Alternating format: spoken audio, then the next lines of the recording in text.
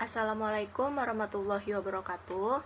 Yang saya hormati Ibu Endang Palupi sebagai guru mata pelajaran sejarah minat. Perkenalkan, nama saya Safa Komala Ayu, absen 33 dari kelas 12 IPS 2. Pada video kali ini saya akan menjelaskan bab 4 yang berjudul organisasi-organisasi regional dan global. Sebelum kita masuk ke dalam materi pembelajaran, ada baiknya membaca basmalah terlebih dahulu. Bismillahirrohmanirrohim. Baik, kita masuk ke dalam subbab bagian A, yaitu organisasi regional. Organisasi regional ini dibagi menjadi dua. Yang pertama ada organisasi politik dan militer, dan yang kedua organisasi ekonomi. Organisasi politik dan militer terdiri dari 5 organisasi. Yang pertama, North Atlantic Treaty Organization atau yang biasa kita kenal dengan NATO. NATO ini didirikan pada 4 April 1949 di Washington DC, Amerika. Pendiri NATO adalah Amerika, Inggris, Prancis, Denmark, Kanada, dan Turki. Latar belakang pembentukan NATO yaitu untuk mencegah terjadinya perang pasca Perang Dunia Kedua dan menghambat pengaruh komunisme yang dilakukan oleh Uni Soviet. Di samping itu, NATO memiliki tujuan untuk menjamin kebebasan dan keamanan negara-negara anggotanya melalui cara politik dan militer, serta menyelesaikan persengketaan secara damai. NATO sendiri memiliki anggota sejumlah 28 negara seperti Yunani, Jerman, Hungaria, Polandia, Bulgaria, dan masih banyak lagi. Yang kedua, Southeast Asia Treaty Organization atau SEATO. SEATO ini didirikan pada 8 September 1954 di Manila, Filipina. Pendiri SEATO adalah Amerika Serikat, Prancis, Inggris, Selandia Baru, Australia, dan Pakistan.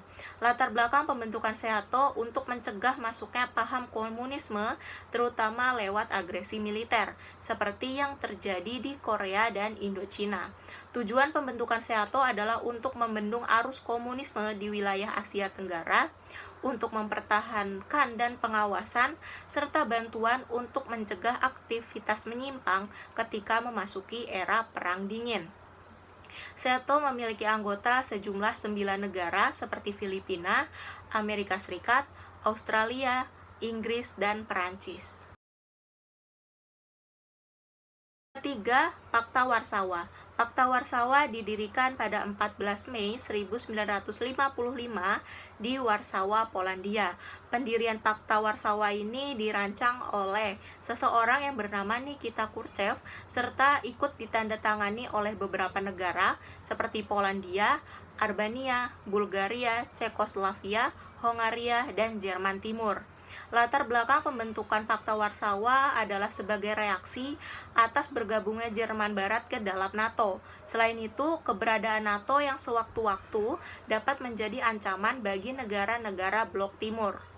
Di samping itu, tujuan dibentuknya Pakta Warsawa yaitu untuk mengkoordinasikan diri terhadap potensi ancaman dari aliansi militer Blok Barat yaitu NATO, dan saling membantu jika salah satu negara anggota mengalami permasalahan pertahanan dan keamanan.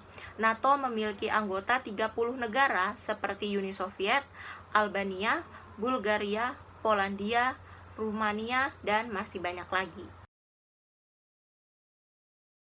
Keempat, Central Treaty Organization atau CENTO. CENTO ini didirikan pada 24 Februari 1955 di Irak.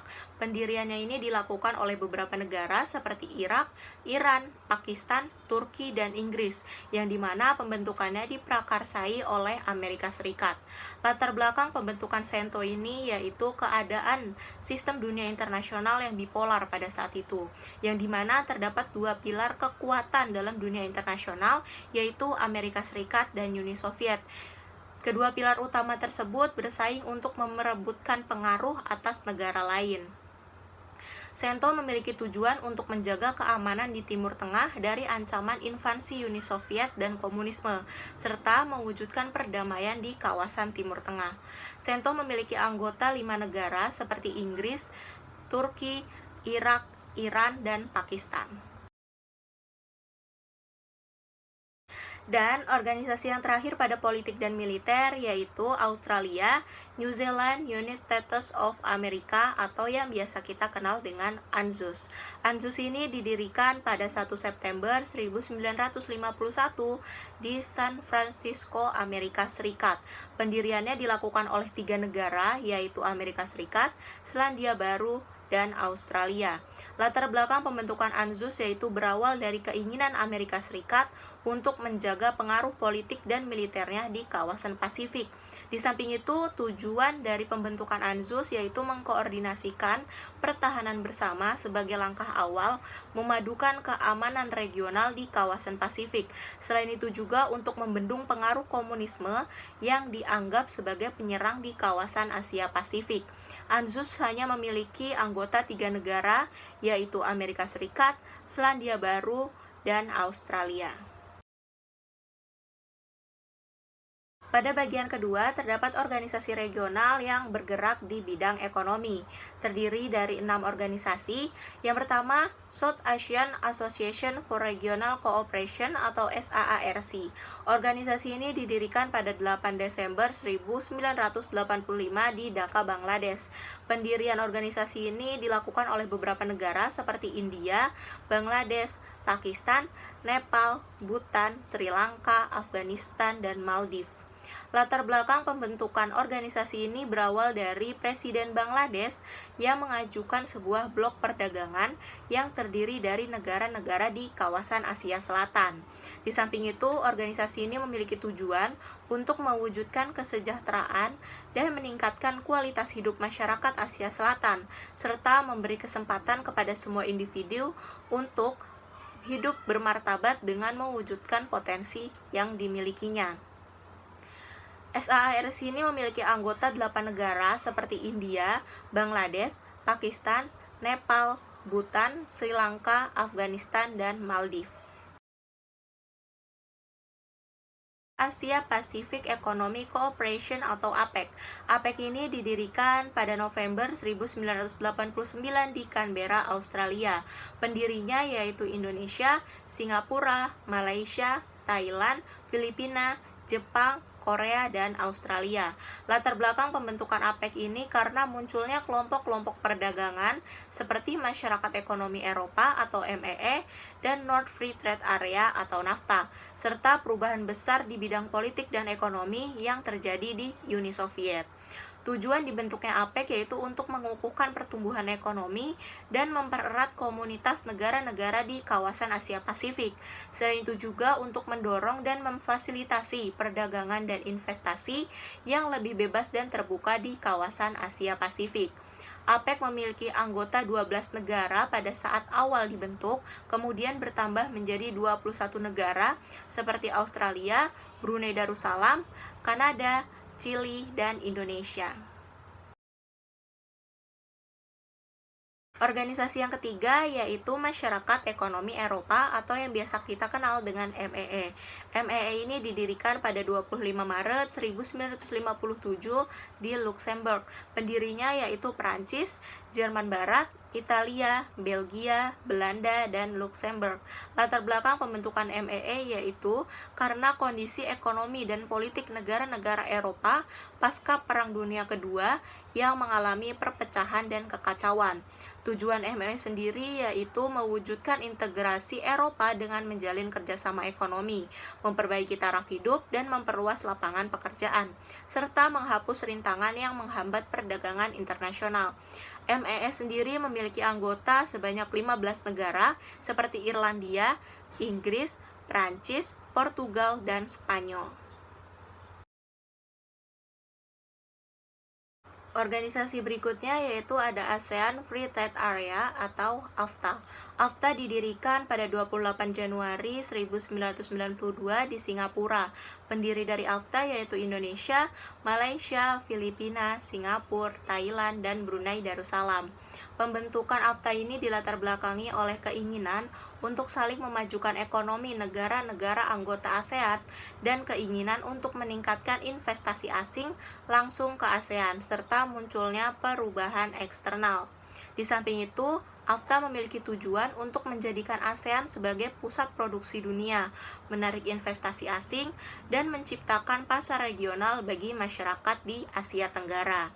ASEAN memiliki anggota sejumlah 9 negara seperti Indonesia, Malaysia, Singapura, Vietnam, dan Laos. Yang selanjutnya yaitu North American Free Trade Area atau yang biasa dikenal dengan NAFTA. NAFTA ini didirikan pada 17 Desember 1992, yang dimana didirikan oleh Amerika Serikat, Kanada, dan Meksiko. Latar belakang pembentukan NAFTA sendiri yaitu adanya perubahan kondisi perdagangan ekonomi secara global dan kerjasama dengan blok-blok lainnya yang dirasa kurang memuaskan. Tujuan dari NAFTA yaitu meningkatkan pertumbuhan ekonomi dan kesempatan kerja melalui usaha penghapusan berbagai hambatan perdagangan. Selain itu juga untuk menciptakan iklim usaha yang mendorong persaingan secara adil. NAFTA sendiri hanya memiliki 3 anggota negara yaitu Amerika Serikat, Kanada, dan Meksiko. Dan organisasi yang terakhir pada organisasi regional di bidang ekonomi yaitu Central America Free Trade Agreement Dominican Republic atau CAFTA-DR. CAFTA-DR didirikan pada 2006 yang didirikan oleh 2 negara yaitu Amerika Tengah dan Republik Dominika. Latar belakang pembentukan organisasi ini yaitu berawal dari keinginan negara-negara ASEAN dan Cina untuk melakukan kerjasama dalam sektor perdagangan demi pertumbuhan ekonomi. Tujuan CAFTA-DR yaitu untuk meningkatkan kerjasama ekonomi perdagangan dan investasi negara-negara anggota, serta liberalisasi perdagangan barang dan jasa, dan meningkatkan daya saing pasar industri. CAFTA-DR memiliki anggota sebanyak 7 negara seperti Amerika Serikat, Costa Rica, El Salvador, Guatemala, Honduras, Nicaragua, dan Republik Dominika. Berikutnya kita masuk ke dalam subbab bagian B mengenai organisasi ekonomi global. Organisasi ekonomi global ini terdiri dari 3 organisasi. Yang pertama OPEC, kedua GATT, ketiga WTO. Yang akan pertama kita bahas yaitu OPEC. Organization of the Petroleum Exporting Countries atau yang biasa kita kenal dengan OPEC. OPEC ini merupakan organisasi negara-negara pengekspor minyak bumi yang bertujuan untuk mengasosiasikan mengenai masalah-masalah harga, produk, dan hak konsesi minyak bumi dengan perusahaan minyak lainnya.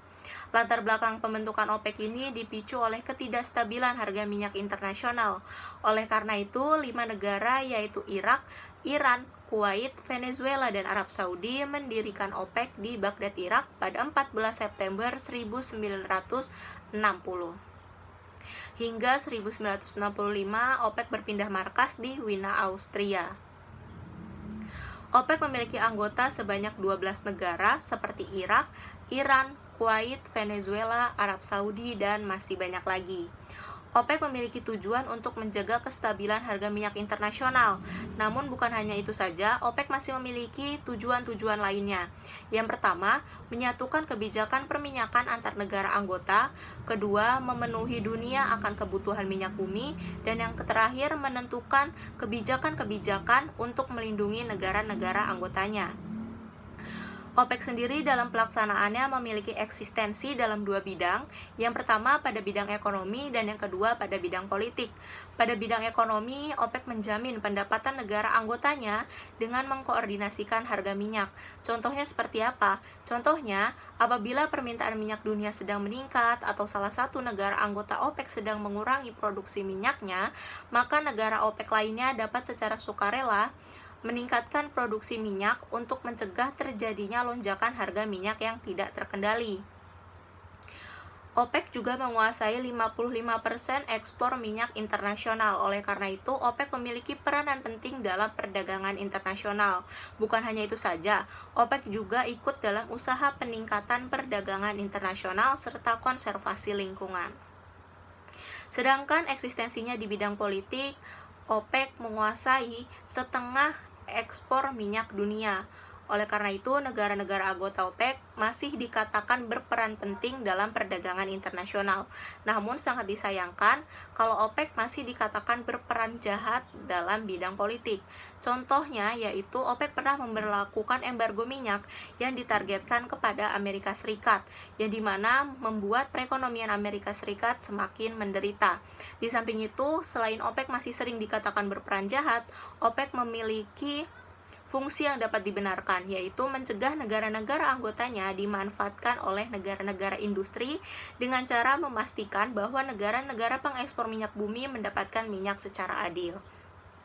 Nah, teman-teman, Indonesia sendiri bergabung menjadi anggota OPEC pada tahun 1962, namun keluar dari keanggotaan OPEC pada tahun 2008 karena Indonesia telah menjadi pengekspor minyak sejak 2003. Setelah diadakannya rapat, ternyata Indonesia hanya mendapatkan suspend dari keanggotaan OPEC.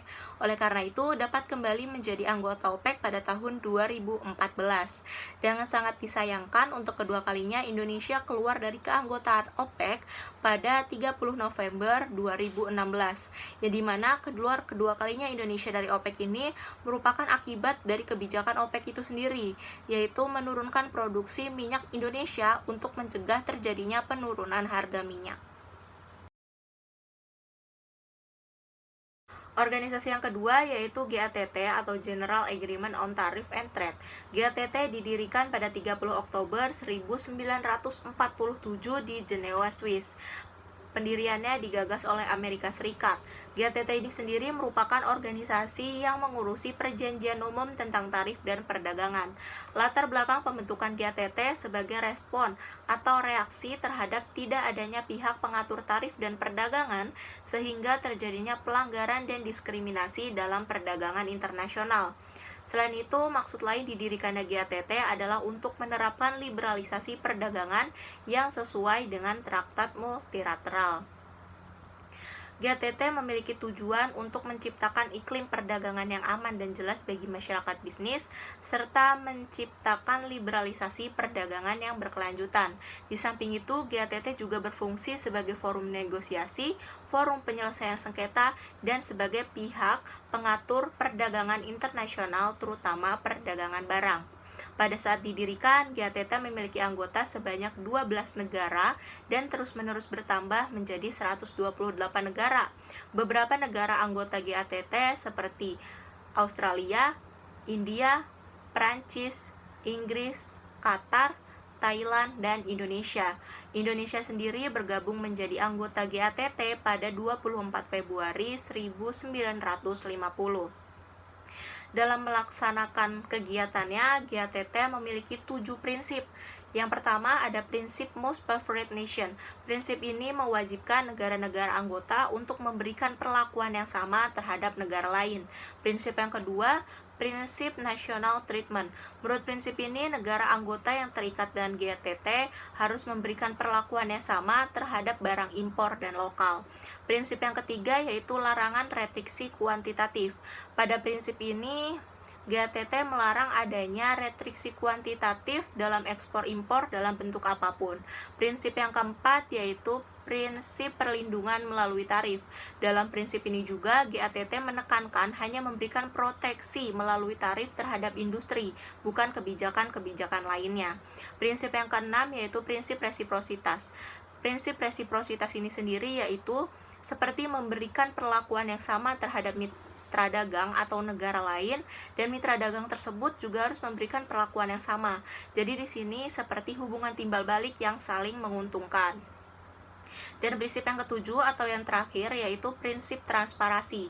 Prinsip transparansi ini yaitu GATT mewajibkan negara-negara anggotanya untuk memiliki sikap transparan dalam semua kebijakan perdagangan internasional.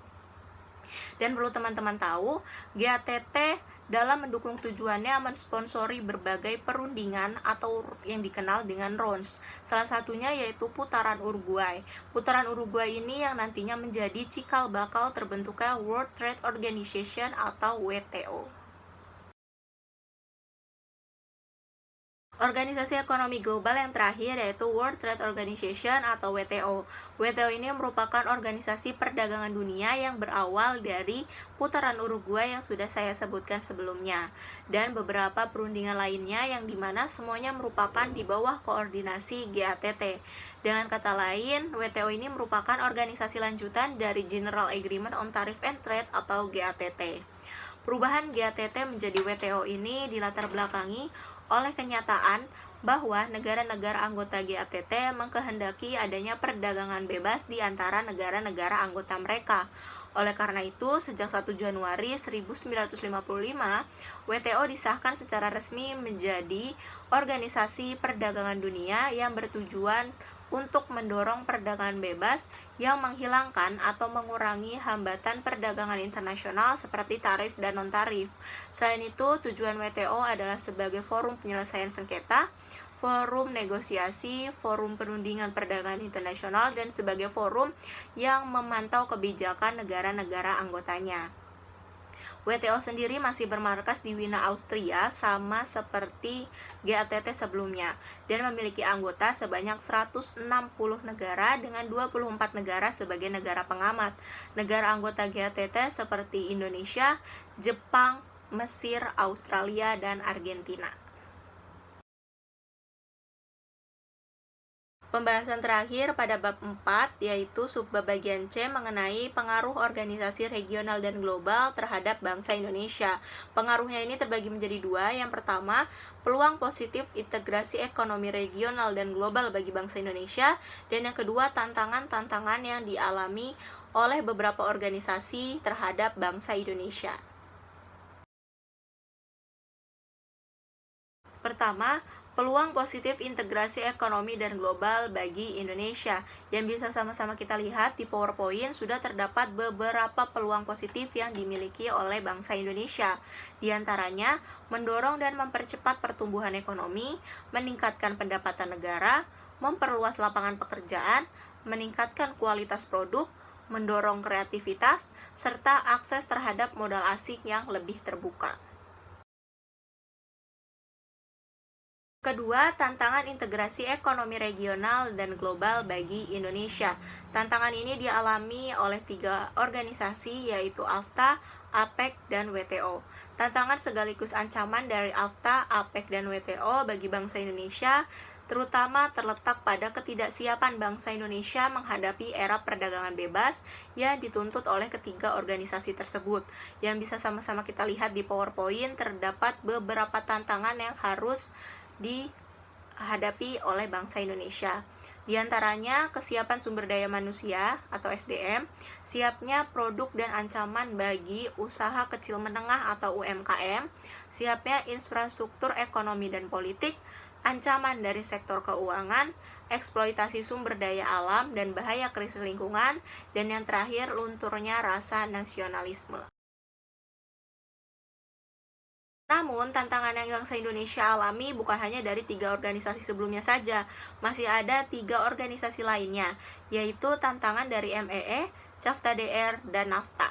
Tantangan MEE, CAFTA DR, dan NAFTA bagi Indonesia terkait erat dengan kebijakan proteksi yang dilakukan oleh negara-negara anggota dari ketiga organisasi tersebut terhadap produk-produk dan investasi-investasi bagi Indonesia.